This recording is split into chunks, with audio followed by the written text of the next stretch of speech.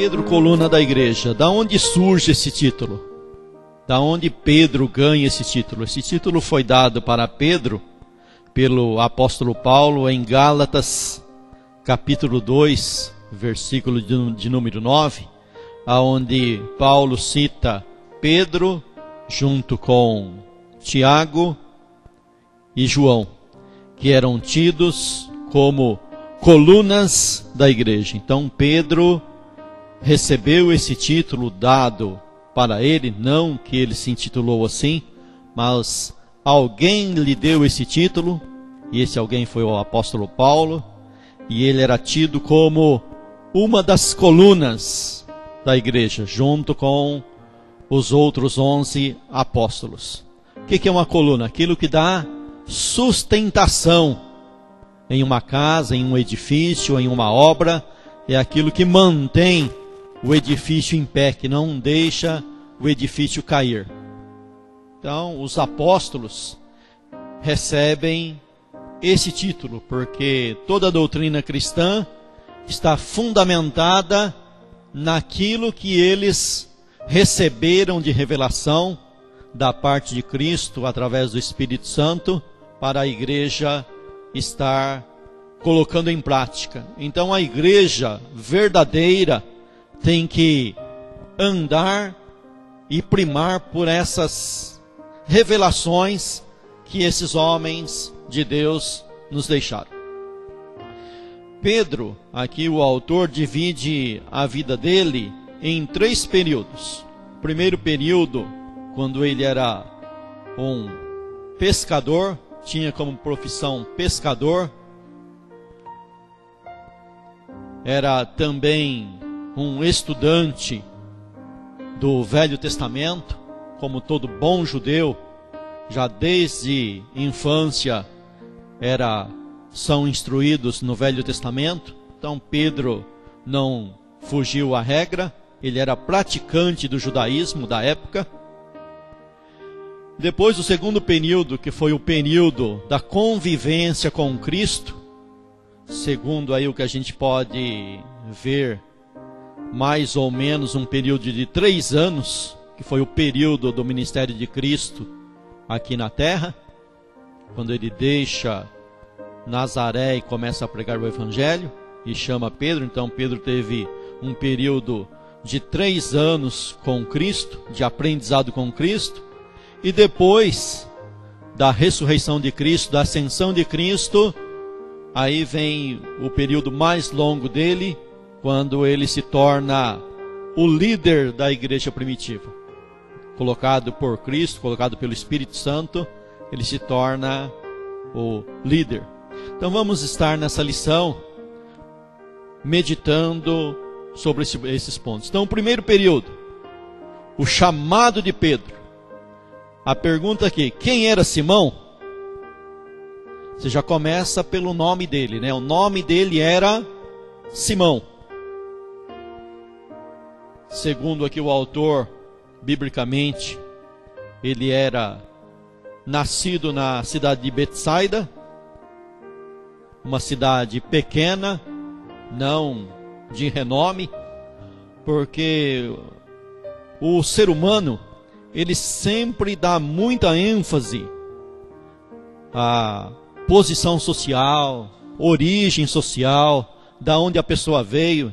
Então, quando Deus pega uma pessoa de um lugar que não é tão conhecido, sempre dá aquele choque, né? Igual Paulo era da cidade de Tarso. Então, quando falava assim Tarso, era uma cidade de renome, né? Intelectual, era algo. Mas quando fala assim Belém, Belém é uma cidade pequenininha, né? Nazaré, quando foram anunciar Cristo para Filipe, ele disse assim, olha, mas pode vir alguma coisa boa de Nazaré? Então sempre o local está relacionado, né? O ser humano relaciona sempre o local com o status. Então, ó, mas daquela cidade vem alguma coisa boa? Nazaré, ou Betsaida, Cafarnaum, São lugares assim desprezíveis. É a mesma coisa de hoje falar assim, olha, eu moro no Heliópolis. Misericórdia, você mora no Heliópolis? Rapaz, mas como?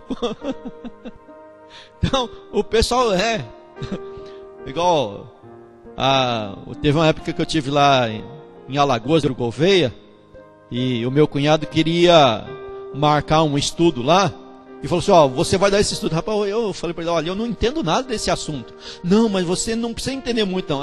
É só a gente falar que você é de São Paulo, que o negócio flui. É porque se falar que um camarada daqui vai dar um estudo, não repercute nada. Mas se falar que é de São Paulo, o negócio flui. Então o pessoal tem muito disso, né?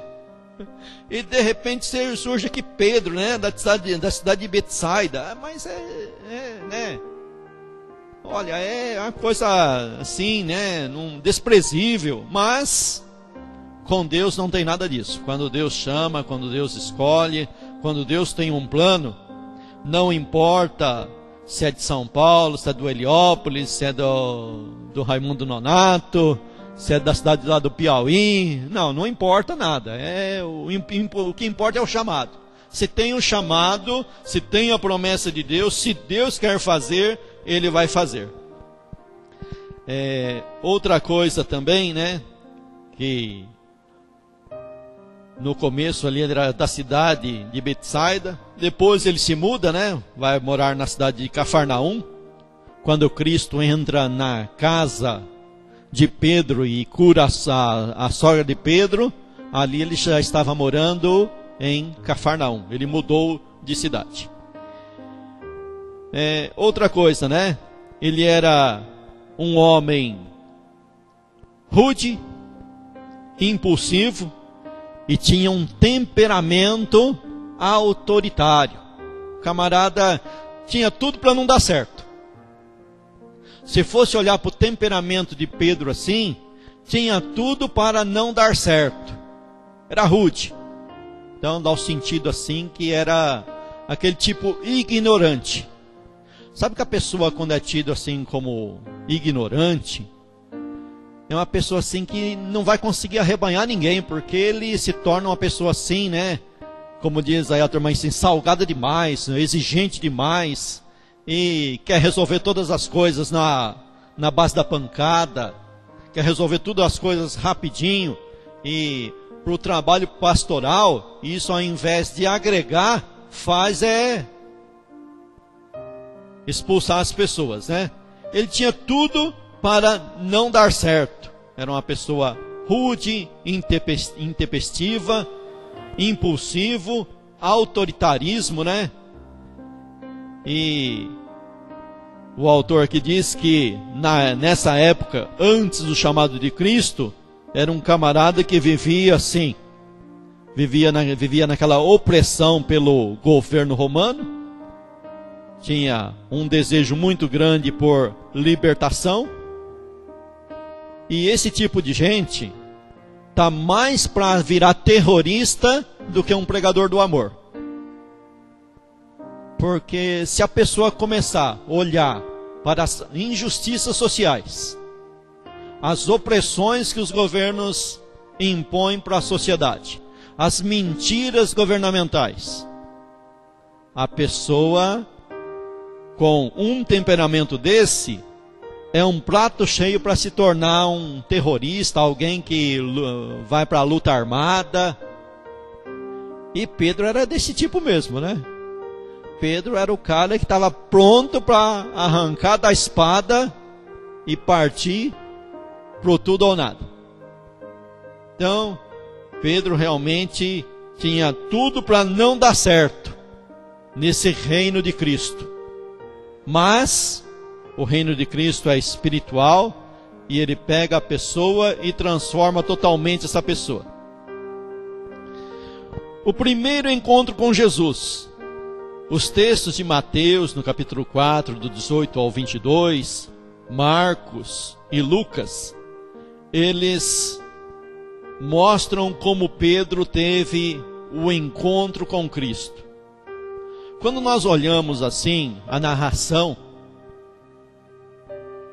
dentro da visão, da ótica de cada narrador, cada um tem uma visão particular. Então você vai em Mateus e em Marcos, eles contam de uma maneira bem resumida como que foi. Olha, Cristo passou, chamou, Pedro estava pescando, Pedro estava no seu trabalho secular, Cristo passou, chamou, ele largou tudo e foi. Só que quando você chega em Lucas, não é bem assim. O ser humano não vai agir assim, tomar uma atitude assim tão rápida na sua vida. Passou, chamou e larga tudo e vai. Aí você vai em Lucas, Lucas é médico, Lucas é mais detalhista. Então Lucas pega a história e conta com mais detalhes. Antes do chamado, teve um milagre. Antes de Cristo chamá-lo, Cristo fez um milagre. Porque se Cristo não fazer algo para o homem não tem condições de simplesmente acreditar nele. É necessário haver um sinal. Isso não é só com Pedro, isso é comigo, isso é com você. É necessário haver da parte de Deus um sinal para que o homem entenda e compreenda que ele está sendo chamado. E o sinal para o apóstolo Pedro, João e Tiago, essas colunas, foi uma pesca maravilhosa. Então Lucas conta com detalhes como que foi. Lucas narra que Jesus chegou no lugar onde eles estavam, pegou o barco emprestado como púlpito, fez um sermão ali naquele púlpito improvisado. Depois do sermão eles foram para alto mar praticar a pesca, porque eles não tinham pescado nada. Aí sim, Cristo realiza o milagre da pesca. Eles pescam de tal maneira que Pedro sai de si e fala para Cristo: olha, retira-te de mim, porque eu sou pecador. Aí Cristo diz: olha, não temas, porque a partir de agora você será pescador de homens. Então, depois do milagre é que tem o chamado. Existe um sinal. Não é que Jesus chega no camarada e do nada ele sai atrás de Jesus. Não, Jesus faz milagre. Jesus faz alguns sinais para esse homem ter condições de entender, compreender e acreditar. Porque o homem está numa situação de cegueira tamanha, tão grande, que precisa ver algum sinal. O bom é que não precisasse. O bom é que não fosse necessário. O bom é que o homem, já por si, igual no caso de Adão, quando estava lá na perfeição, né? Já acreditava sem sinal nenhum. Mas na condição de pecador, do pecado dominando o homem, da incredulidade dominando o homem, é necessário haver um sinal. E houve esse sinal para Pedro estar seguindo a Cristo. Aí sim, ele diz assim, ó: vinde após mim e eu vos farei pescadores de homens. O evangelista Lucas relata o milagre da pesca maravilhosa que antecedeu o reconhecimento da parte de Pedro de que Jesus era o Messias esperado. Presta bem atenção. No começo da lição, nós falamos que Pedro já era formado no judaísmo. E o judaísmo pregava e ensinava a vinda de um Messias. Então existe já um ensinamento dentro do homem, um ensinamento no homem, que o homem já está acostumado com esse ensinamento, ele já está esperando essa promessa, mas mesmo com todo o conhecimento que o homem adquire, ele precisa de um agir milagroso, de um agir sobrenatural, para que ele abrace essa mensagem verdadeira. Ponto C aqui da lição, desse primeiro tópico, o nome. Em João 1,42, Jesus acrescenta ao nome de Simão o sobrenome Pedro ou Cefas, que significa pedra. É chamado de Simão Pedro em alguns textos, às vezes chamado apenas de Simão, e há lugares em que aparece apenas o nome Pedro. Isso daqui esse negócio de mudança de nome, na Bíblia é algo comum. Não é comum na nossa sociedade, mas no costume bíblico é algo comum. Você pega lá desde Abrão. Abrão, seu nome não vai ser mais Abrão. Teu nome a partir de agora será Abraão. Sara, o seu nome não será mais Sara. Sarai, seu nome não será mais Sarai, mas será Sara. Tem uma mudança de significado. Quando você vê mudança de nome, tem mudança de significado também. Igual Tiago e João, os dois irmãos. Eles também tiveram o nome mudado. Vocês serão chamados Boanerges, filhos do trovão. Aí, quem tem costume de ver significado de nome, vai pegar aqui o nome Simão e fazer uma comparação entre Simão e Cefas. Simão, uma cana, um caniço, algo que não tem muito valor, não tem valor nenhum. Que valor que tem uma cana, um caniço? É algo fraco, mas pedra, mesmo não sendo a rocha enorme, mas um pedaço de rocha, mas já tem uma grande mudança. A mudança de nome. É igual no céu. No céu nós teremos o nome mudado. Nome total, um outro nome. Um nome que nós ainda não conhecemos. Então, tem muito a ver o nome, biblicamente falando, com o que a pessoa vai ser e vai fazer. Tá? Então, depois desse ponto que é o chamado de Pedro. Então Pedro era o camarada impulsivo que estava lá no judaísmo. Jesus faz um milagre e o chama. Agora vem para o segundo ponto, o preparo para a liderança, que é o período que Pedro viveu com Cristo. Houve o chamado, Pedro respondeu ao chamado e agora ele é colocado na condição de discípulo. Todos nós somos colocados na condição de discípulo. Pedro vai ser lapidado, Pedro vai ser moldado, Pedro vai ser trabalhado por Cristo para exercer lá na frente a função que Cristo determinou que ele exercesse no seu ministério, na sua igreja, no seu trabalho espiritual. Então, preparo para a liderança. Então, esses 3 anos com Cristo, andando com Cristo, foi anos de preparo. Jesus usou muitos fatos para moldar o caráter e o temperamento de Pedro. O Senhor estava preparando para a liderança. Nesse período, ponto A, teve altos e baixos. Período de aprendizado. É o período onde você vai cometer mais erros do que acertos.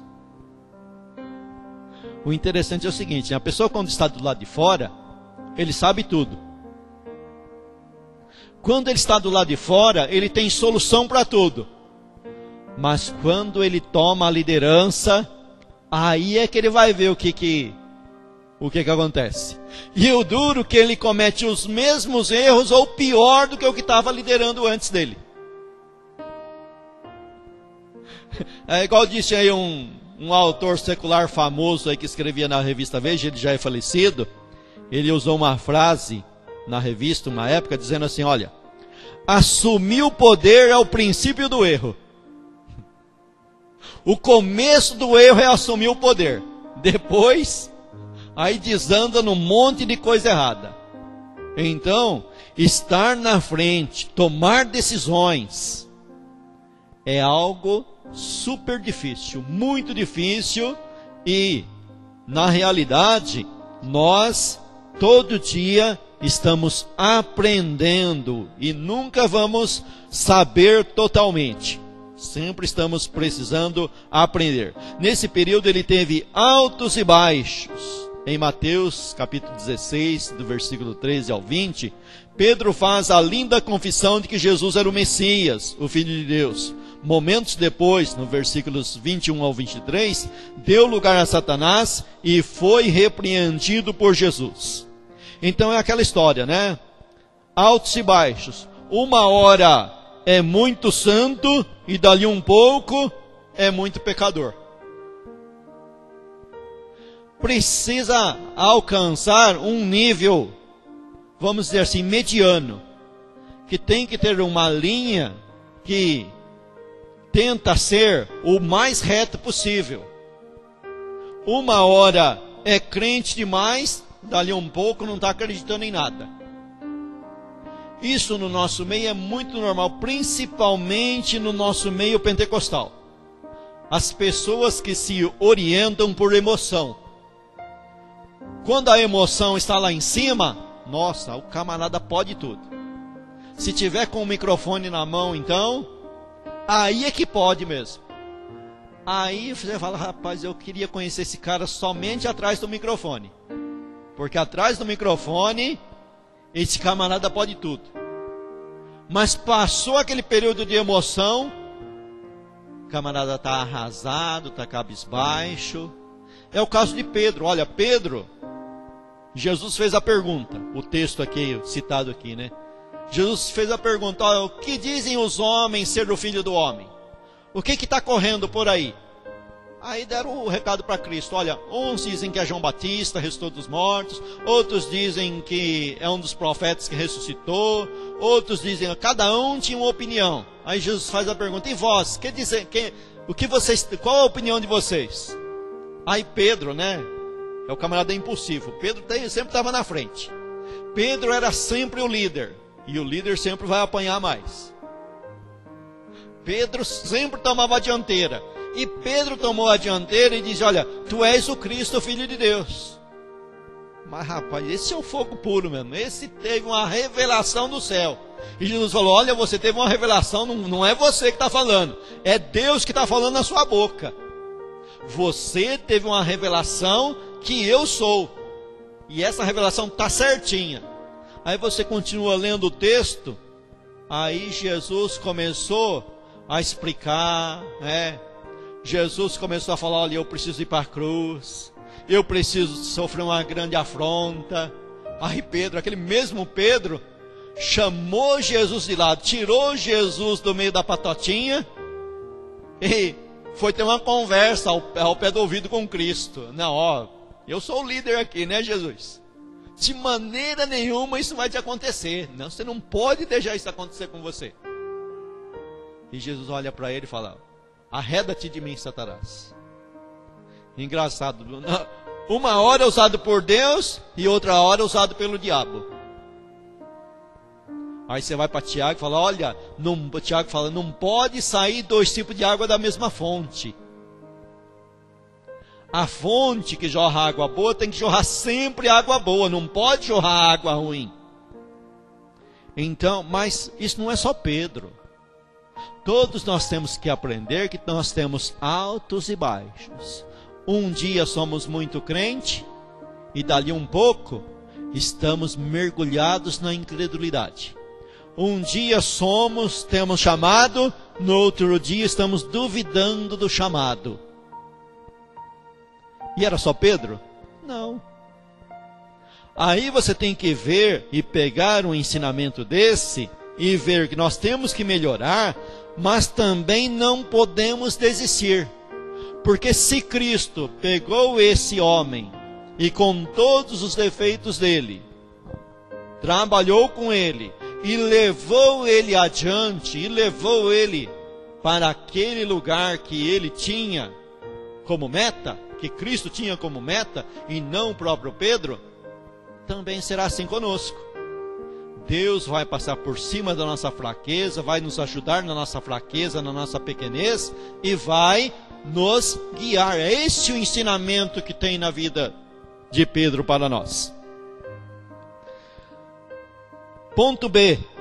O A, ele tinha altos e baixos. No ponto B, a experiência de negar a Jesus.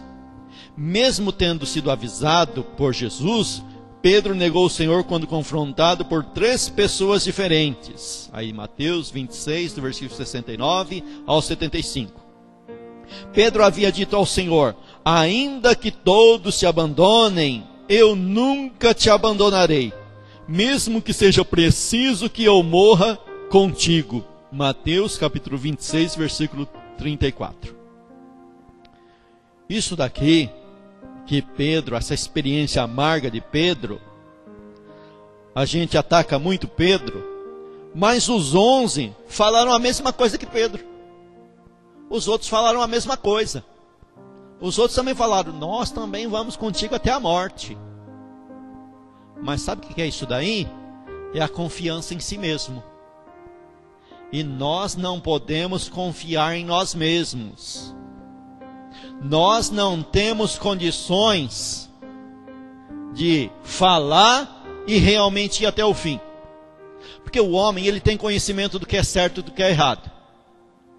E a tendência do homem natural é olhar o errado, condenar o errado muitas vezes e prometer que vai fazer o certo.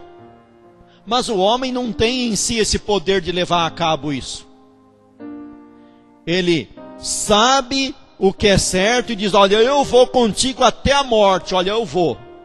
Pode, o que importa aqui é pregar a verdade. Pode ficar um sol, mas eu vou continuar pregando a verdade. Quando eu vou começar a ir embora, ele treme nas bases e muda o discurso. Não podemos confiar em nós mesmos. Pedro, nesse momento, estava confiando em si mesmo. Nós não podemos confiar nas nossas experiências.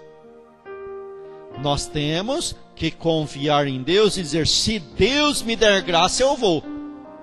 Se Deus me der condições, eu vou. Eu fico olhando para a igreja hoje e olho para mim mesmo e fico pensando: se tivesse uma perseguição mesmo aqui na igreja brasileira, uma perseguição de prender, de levar a pessoa presa, aí eu me coloco em primeiro lugar. Será que eu conseguiria ficar firme na fé? Será que eu conseguiria levar mesmo o evangelho à frente? Porque dizer assim: eu vou contigo até a morte, é fácil, mas quando chegar o problema diante de si, vamos ver se é fácil mesmo. Então o que precisa realmente é da graça de Deus na minha vida, na tua vida. Então Pedro tinha uma autoconfiança. Ele estava confiando em si mesmo. Ele estava confiando na sua espada, na sua capacidade, na sua experiência. E teve a triste experiência de ver que, como diz Paulo, miserável homem que sou, né? O bem que eu quero fazer eu não faço, mas o mal, antes que eu pense, já tenho feito esse mal. Então nós precisamos reconhecer que nós não temos condições de nada. Precisamos da graça de Deus para continuar em frente. Ponto C. A depressão e a restauração. Então Pedro teve a triste experiência de negar a Cristo. E aí ele entrou numa situação de abandono, abandonar tudo. Em João 21, do 1 ao 14, Pedro parece ter se esquecido de que o Senhor o chamara para ser pescador de homens.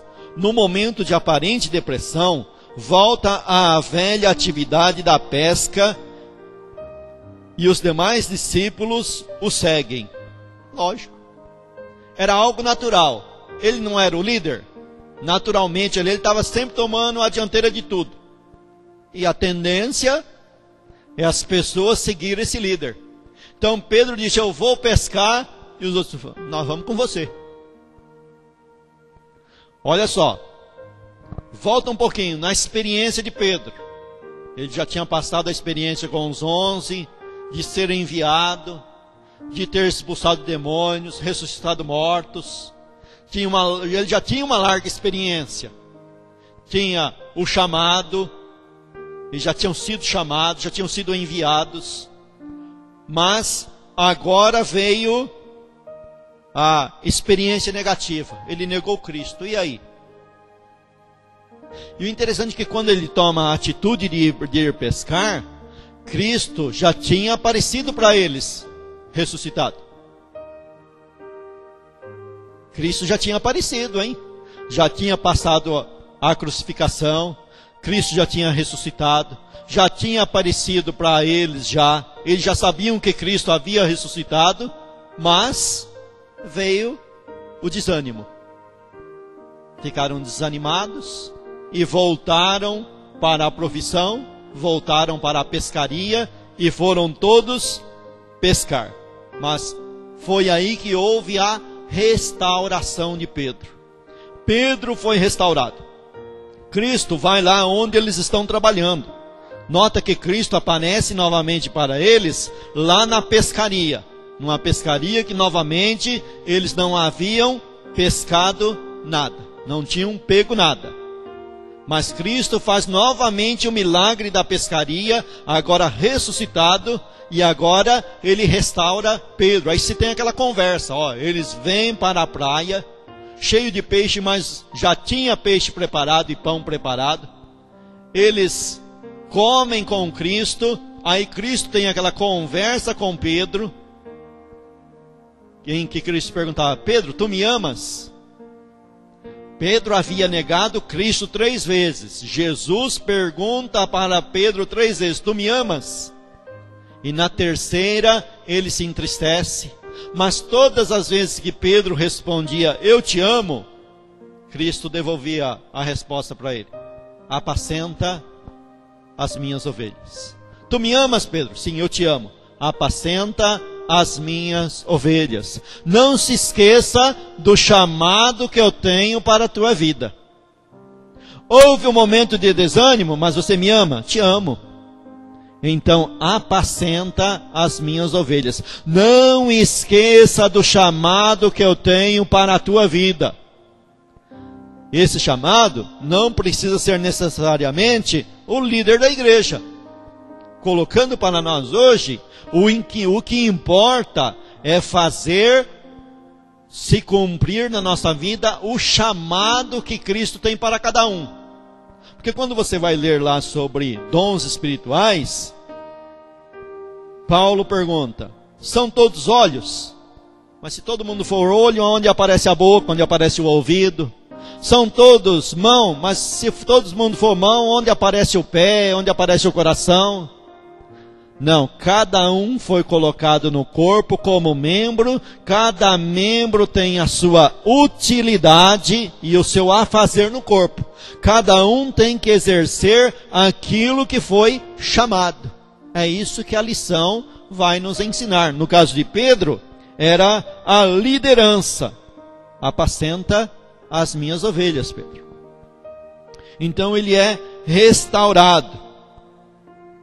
Como qualquer líder, Pedro teve momentos de fraquezas, tomou decisões precipitadas, como a de cortar a orelha de Malco. Olha só, ele trabalhando com Cristo, andando com Cristo, vendo Cristo sofrer todo tipo de afronta, mas Cristo nunca lançou mão da violência para resolver os problemas. Mas ele tinha o seu temperamento. Andando com Cristo, quando Cristo vai ser preso, olha só, Pedro era o tipo de camarada que ele até tentava fazer aquilo que ele tinha prometido. Ele não tinha prometido que ia com Cristo até a morte.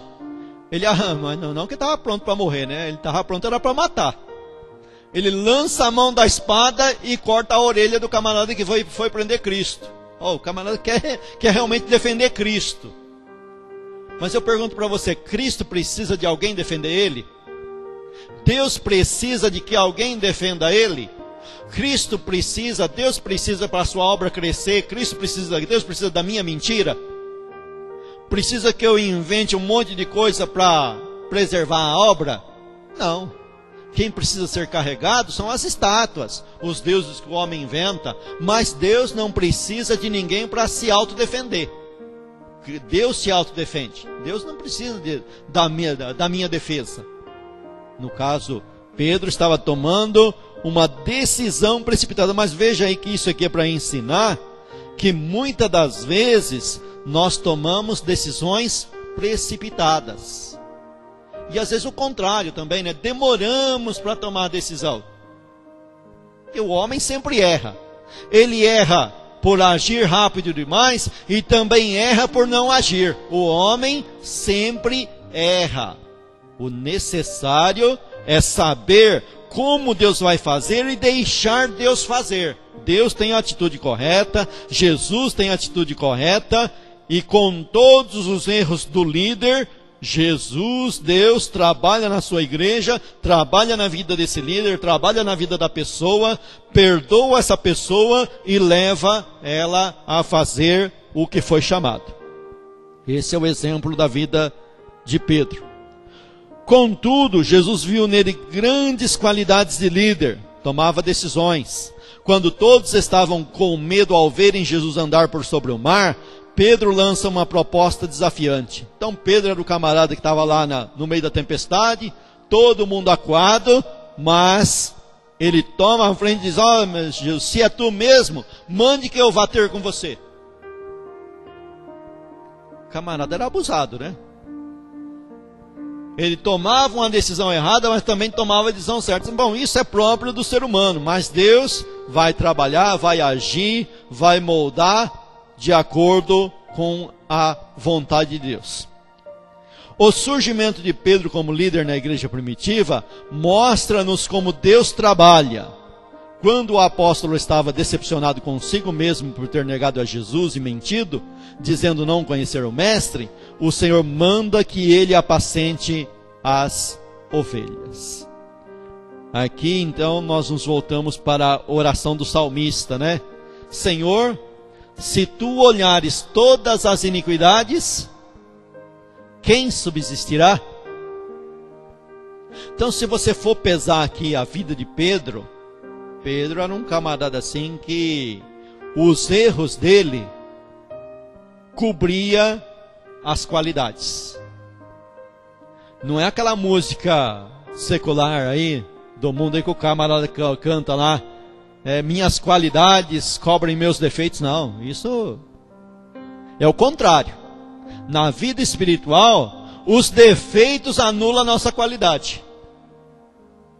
Porque se você olhar para a lei, agora que vamos falar um pouquinho da lei.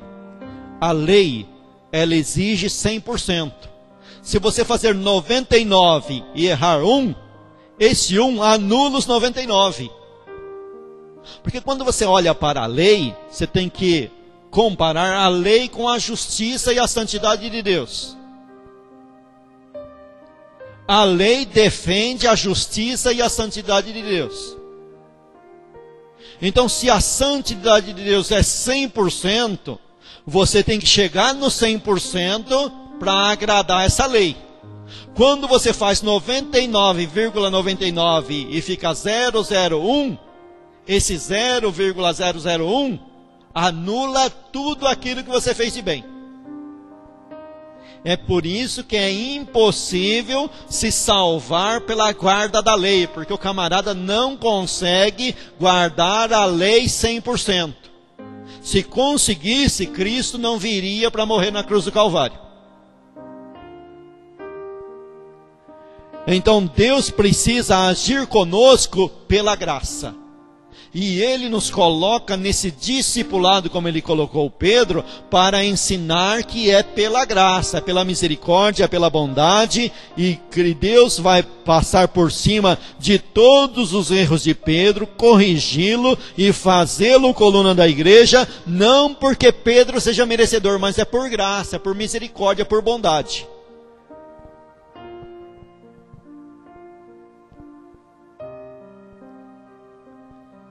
O surgimento de Pedro como líder na igreja primitiva mostra-nos como Deus trabalha. Quando o apóstolo estava decepcionado, então, olha, o surgimento dele mostra como que Deus é cheio de compaixão, Deus é cheio de misericórdia. Apesar do erro do homem, a palavra de Deus permanece viva, permanece firme, a promessa não volta atrás.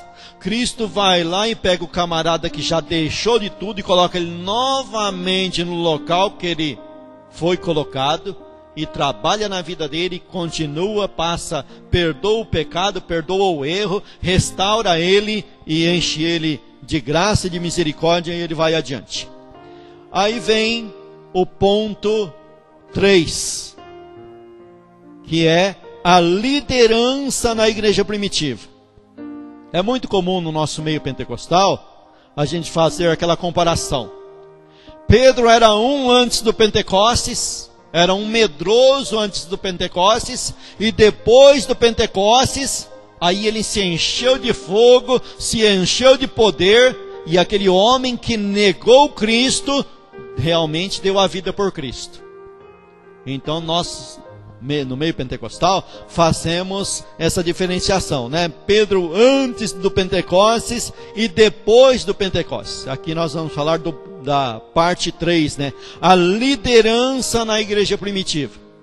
Então esse camarada intempestivo, cheio de altos e baixos, que negou Cristo, que andou sobre o mar, que teve tantas coisas andando com Cristo e teve tantos erros também, se tornou um gigante na fé, realmente foi o líder da igreja primitiva e foi uma pessoa totalmente mudada. Não era mais o mesmo Pedro que andou com Cristo durante 3 anos, não era nem de longe o Pedro pescador, era uma pessoa realmente totalmente mudada, transformada. Aquele homem violento agora não é mais violento, aquele homem impulsivo, intempestivo, não tinha mais nada disso, foi totalmente quebrado, mudado, transformado, sabe? Foi totalmente moldado da maneira que Deus queria. Então vamos ver a liderança na igreja primitiva. Pedro tinha uma liderança natural. O que é a liderança natural?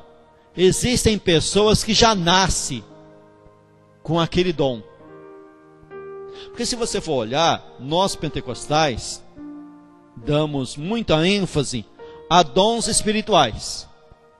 E dom para nós é só aquilo que está em 1 Coríntios capítulo 12. Dom da palavra, dom de cura, dom de línguas. Dom para a gente é só aquilo ali. Mas quando você vai estudar os reformadores, para os reformadores tradicionais, não é bem assim. Tudo que é natural também é dom de Deus. Tudo é dom de Deus. A gente pentecostal só dá valor para aqueles 12. Mas tudo é dom de Deus.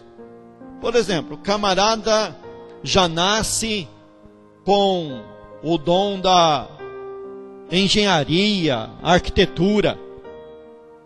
E tem esses camaradas aí que nunca foi crente na vida, mas já nasceu com esse dom. E o interessante é que nós não damos, pentecostais não damos valor para nada disso, mas quando vamos construir, precisamos deles. Quando vamos construir, tudo que a gente vai fazer, a gente precisa desse pessoal que tem o dom natural. E nós não damos valor para isso, até chamamos que é do diabo. E precisamos deles. Tudo. Se você pegar Gênesis lá, no começo ali no capítulo, logo no começo de Gênesis, depois do pecado, você vai ver ali que teve uma divisão entre os filhos de Sete, que eram os filhos de Deus, e os filhos de Caim, que eram os filhos dos homens lá, né? Vai ter a divisão.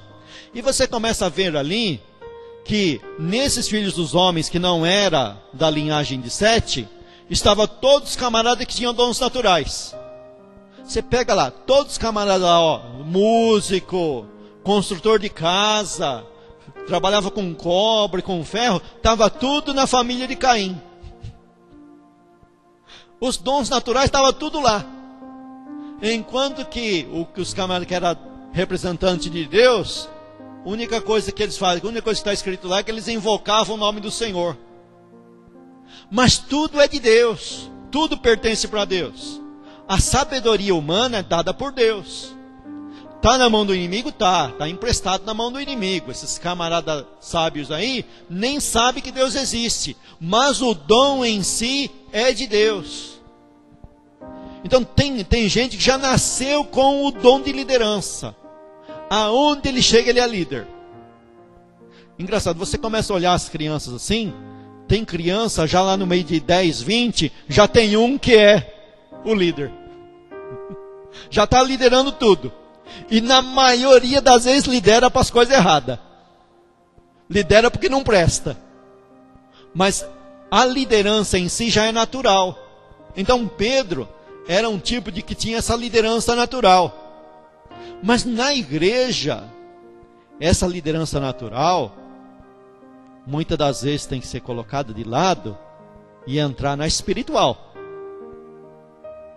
Tem que ser espiritual.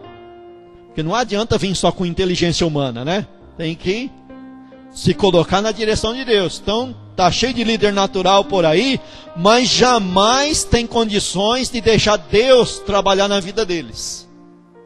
E é isso que a vida de Pedro ensina. Pedro era um líder natural, mas tinha que deixar Deus tomar a frente da vida dele, e essa liderança natural ser usada de maneira espiritual.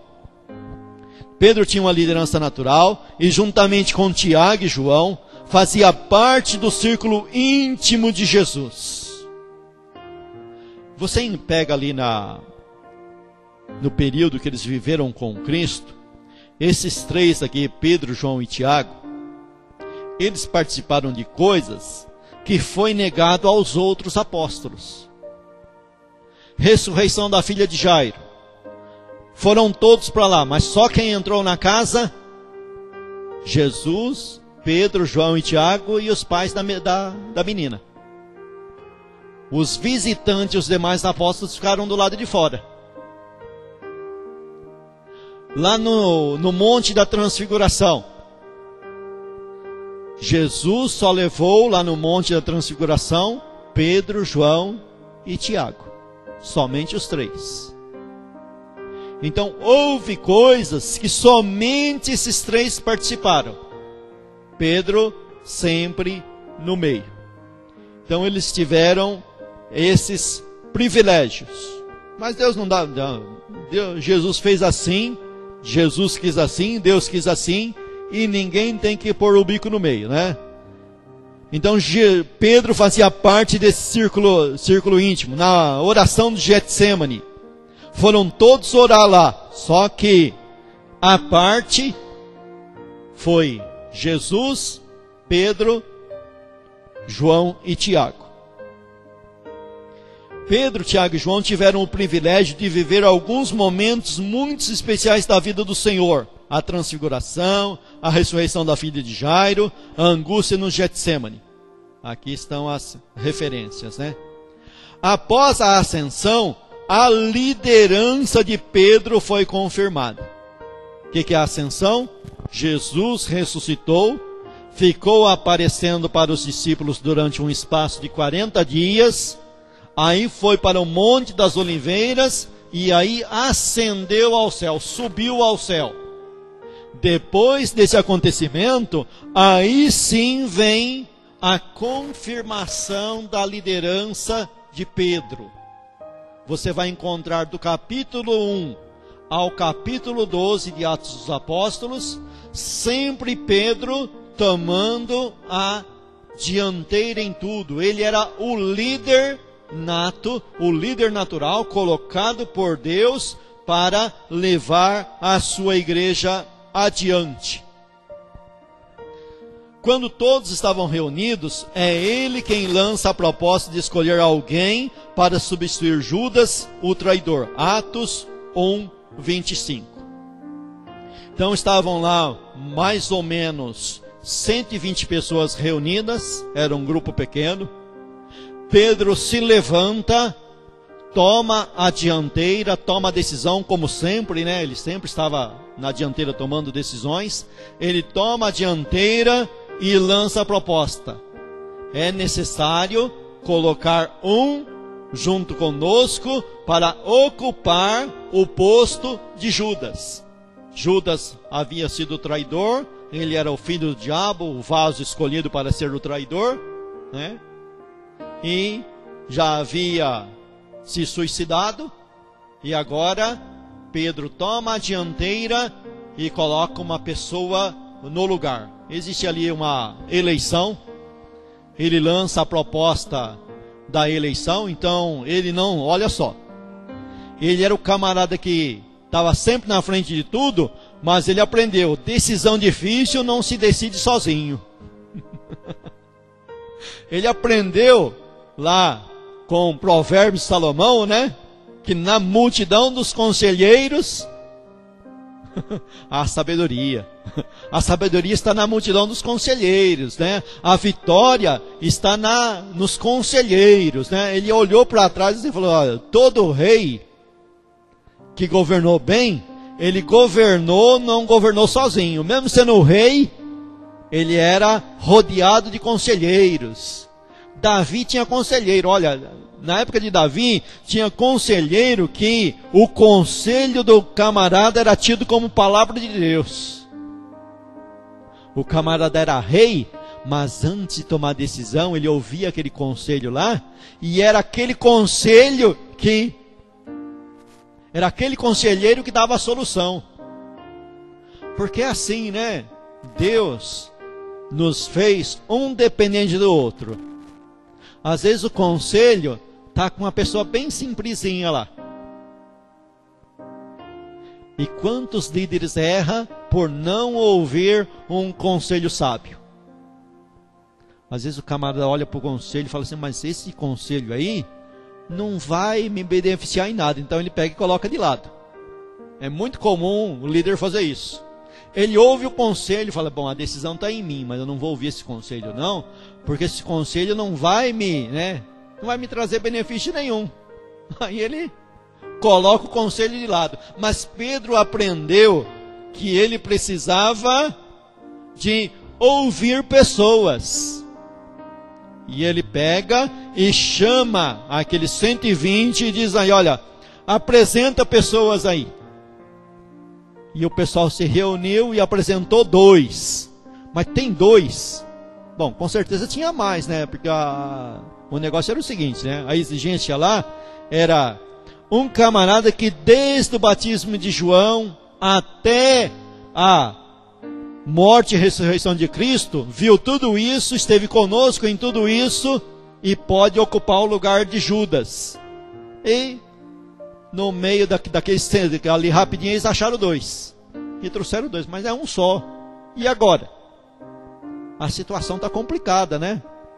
Aí foi feito o sorteio. Foi feito um sorteio. Aquela coisa simples, né? Mostra, Senhor, fizeram lá o seu pedir, mostra qual desses 2 tem escolhido, e saiu por sorte um lá, e eles colocaram esse um no lugar. E foi contado por voto comum. Então não era mais Pedro tomando decisão, era voto comum, era todos tomando a decisão. E aí o negócio começa a andar. Mas Pedro era o líder, ele que toma essa decisão, ele que estabelece esses parâmetros e vai adiante. Após terem recebido o Espírito Santo, Pedro é quem se levanta para esclarecer o que estava acontecendo. Atos capítulo 2, versículo 14. Nem parecia aquele homem que negara a Jesus. Antes, diante de uma criada, uma serva lá do sacerdote, ele nega. Ele nega diante de 3 pessoas, ele nega. Mas agora, ele se levanta e dá a explicação. Olha só. Até então, ele havia negado. Mas agora, ele se enche de coragem. Agora já não é mais a coragem natural, é a coragem do Espírito Santo. E vai lá e enfrenta, né? Então o camarada, ele não foge mais, agora ele está enfrentando o problema de frente, dando, como diz aí no ditado popular, dando a cara para bater, né? Dizendo, não, olha, nós estamos aqui mesmo, eu estou aqui, eu sou o líder, eu sou aqui, estou aqui, e não vamos correr e nem negar.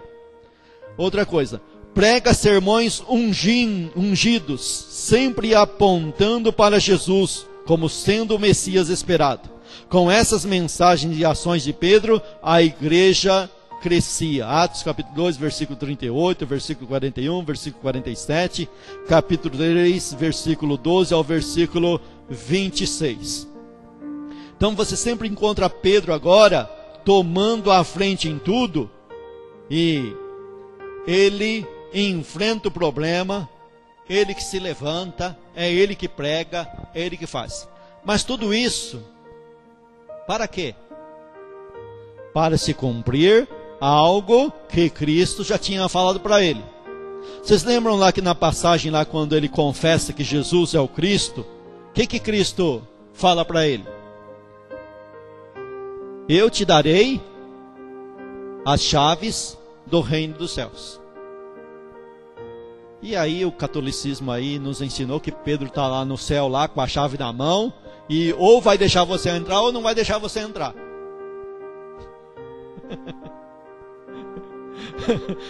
E o catolicismo ensina para nós que Pedro manda a chuva, né? Está trovejando, é o Pedro que está arrastando as cadeiras e vai por aí fora. Não tem nada disso, né? Pedro recebeu realmente a chave do céu. Ele recebeu a chave na mão. O que é chave?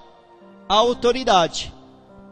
A autoridade para fazer uma determinada coisa.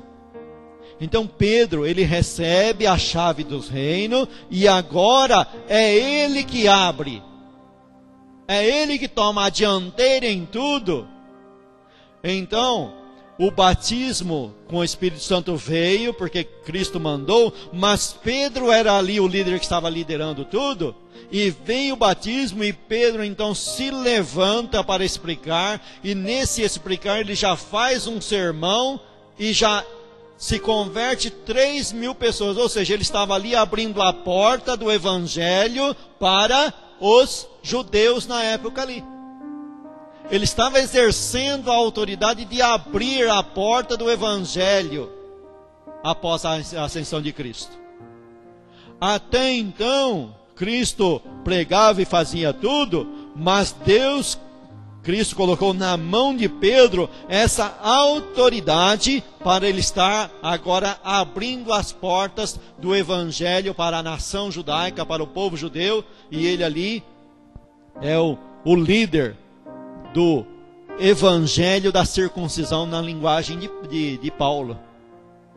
Paulo diz, olha, a mim foi entregue o Evangelho da incircuncisão, como a Pedro da circuncisão. Então Pedro abre a porta do Evangelho para o judeu, o povo judeu. É Pedro quem faz isso, dentro da sua liderança que Cristo tinha dado para ele.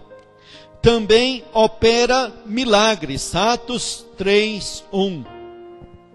O interessante é que em Atos relata que até a sombra de Pedro curava.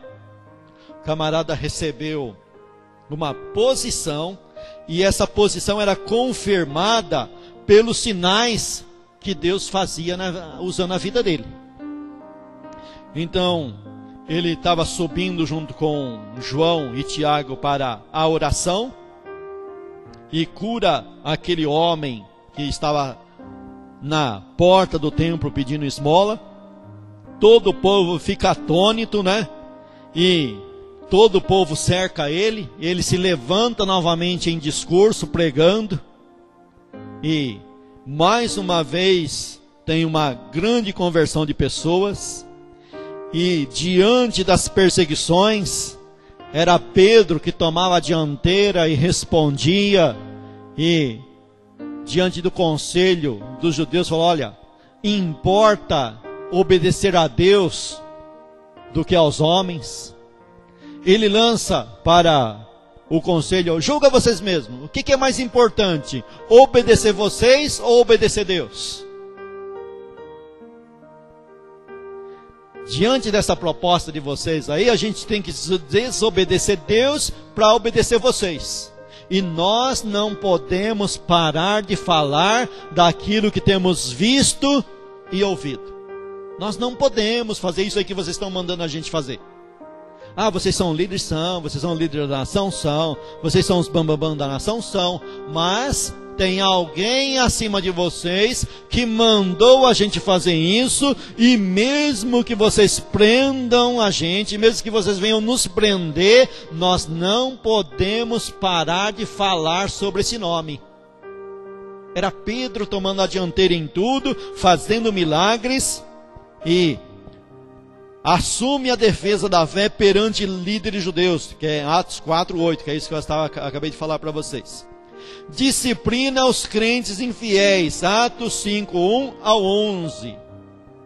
Então Pedro era aquele que tomou a dianteira nos milagres, tomou a dianteira na defesa da fé e também tomou a dianteira na disciplina eclesiástica. Porque afinal de contas, a igreja não vive somente de curas, milagres e defesa da fé. Também vive em disciplinar os seus membros. E Pedro toma a dianteira nisso. Você vê que ele toma a dianteira em tudo.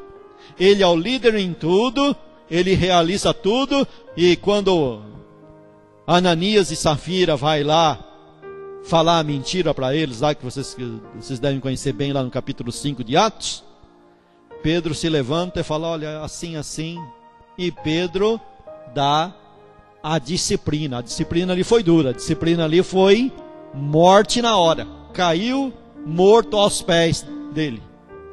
E depois a mulher, mesma coisa, né? Caiu morta nos pés deles. Eles se uniram na mentira contra o Espírito Santo e morreram. Então Pedro assume também a disciplina. Pedro também faz uma outra coisa, abre a porta da redenção aos gentios. Aqui nós voltamos na questão da chave. Pedro recebeu a chave do reino dos céus. Pedro abre a porta do evangelho para o judeu e também abre a porta do evangelho para os gentios. É bem verdade que Paulo vai ser o apóstolo dos gentios, mas quem abre essa porta é Pedro. Vocês lembram lá da história lá? Pedro está orando em uma casa, subiu ao terraço para orar e teve uma visão. E nessa visão descia do céu um lençol com todo tipo de bicho que a lei proibia comer. A lei tinha aqueles animais, tem, né? Tem aqueles animais como imundos. E aqueles bichos estavam todos representados ali naquele lençol. E uma voz dizia para Pedro, Pedro, mata e come. Mas Pedro sempre foi criado na tradição judaica. Vai mandar um judeu ortodoxo comer carne de porco? Ficou doido? Ficou maluco? Perdeu o juízo? Hã? Não, Senhor. Nunca entrou na minha boca nada imundo. Olha, Pedro era zeloso pelos costumes da sua nação. E a voz dizia, Pedro, não faça imundo aquilo que eu purifiquei. E se repetiu isso. Não foi só uma vez, a voz repetiu isso. O interessante é o seguinte, ali não está tendo não é para ficar com controvérsia sobre animais puros ou impuros, ou pode comer ou não pode, não tem nada disso aí. Não tem nada disso. Aquilo ali era para ensinar Pedro, para falar para Pedro, Pedro, os gentios eram imundos na lei, mas agora no evangelho, agora na graça, eles não são mais imundos. Não era para trazer à tona debate sobre alimentos, não é nada disso. Fazer briga com quem come ou com quem não come, não é nada disso. É para ensinar Pedro que ele não podia mais fazer os gentios de imundos. Os gentios agora não vão ser mais imundos, agora são purificados. Agora o evangelho não faz separação entre judeu e não judeu. Não existe mais separação. Pedro, é uma nova época, é uma nova data, não tem mais nada disso que a lei mandava fazer distinção. Agora todos são iguais, todos são carentes da graça e da misericórdia de Deus, tanto judeu como gentio. Não tem mais esse negócio. Pedro, não faça mais imundo aquilo que eu purifiquei. E Pedro então toma a decisão e vai junto com a comitiva, porque foi revelado para ele: olha, vai aparecer 3 homens, tem 3 homens lá fora te chamando, vá com eles e não duvide de nada.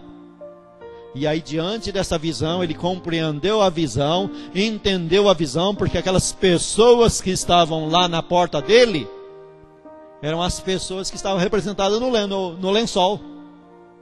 Era aquilo que ele pensava: esses povos são tudo imundo. Mas agora Cristo purificou. Agora o sacrifício de Cristo mudou toda a história. Não é mais impuro. E agora ele vai, chega lá, prega a palavra. Interessante que ele não conseguiu pregar. Antes de concluir o sermão, o Senhor Jesus batizou os ouvintes com o Espírito Santo. E aí, o que Pedro estava fazendo aí? Abrindo a porta do evangelho para o povo gentio, usando a chave que ele recebeu. Ele não está com chave lá no céu. A chave que ele recebeu foi aqui na terra, para abrir a porta do evangelho para as pessoas. E a tradição católica aí coloca um medo danado, dizendo que Pedro não vai abrir a porta do céu para o camarada que chega lá, né? Não tem nada disso. Ele já abriu a porta aí, ó, entra todos que são chamados. Todos que são chamados pelo Espírito Santo, entra e encontra salvação. Pedro titubeou em alguns momentos, porém deixou que o Senhor o moldasse para o exercício da liderança. Interessante, né? Ele se torna um gigante na fé. Isso não significa que ele alcançou 100% de perfeição. Porque com tudo isso que ele fez, com tudo isso que ele viu, você vai encontrar lá em Gálatas, Paulo repreendendo ele. Porque com tudo isso que ele fez, ele ainda era atacado pelos judeus que se faziam de crente em volta dele. E ele muitas das vezes cedeu esses camaradas, e estava cedendo quando Paulo repreende ele. Mas com tudo isso, ele nos ensina que mesmo não sendo perfeito, mas na mão de Deus nós prosseguimos e andamos e caminhamos e vamos em frente. É isso que a vida dele nos ensina. Diz aqui: cumpriu os propósitos de Deus para a sua vida. Segundo a tradição, Pedro morreu por volta dos anos 64, 67, crucificado de cabeça para baixo. Então o camarada que negou Cristo, teve uma mudança completa de vida, enfrentou tudo e todos, foi adiante, foi em frente e no final foi martirizado.